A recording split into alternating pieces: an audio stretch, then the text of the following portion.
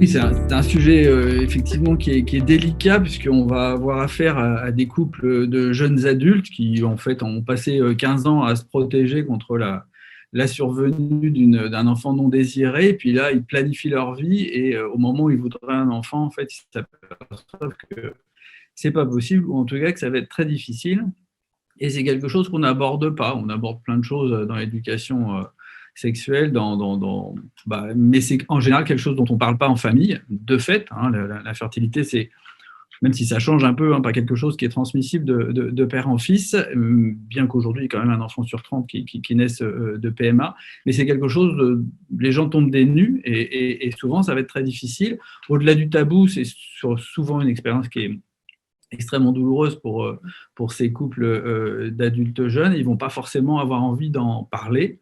D'une part parce qu'eux-mêmes ne sont pas forcément comprennent pas tout à fait ce qui leur arrive, on n'a pas tout à fait identifié les causes la plupart du temps au départ, et puis la médicalisation de leur vie reproductive, c'est quelque chose qui est pas du tout évident. Alors le rapport à la virilité pour les hommes, il est évident quand on parle de partir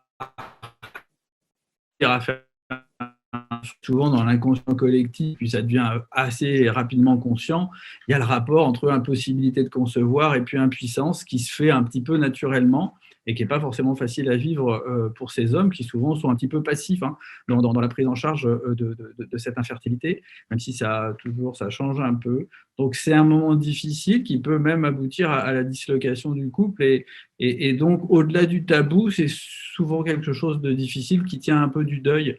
Et donc, c'est pour ça que les gens parlent peu, et peut-être plus aujourd'hui, hein, puisqu'on commence à avoir les nouvelles générations d'enfants d'hommes infertiles qui commencent à être eux-mêmes dans les difficultés. Donc, c'est quelque chose qui évolue un petit peu, mais ça reste quand même difficile.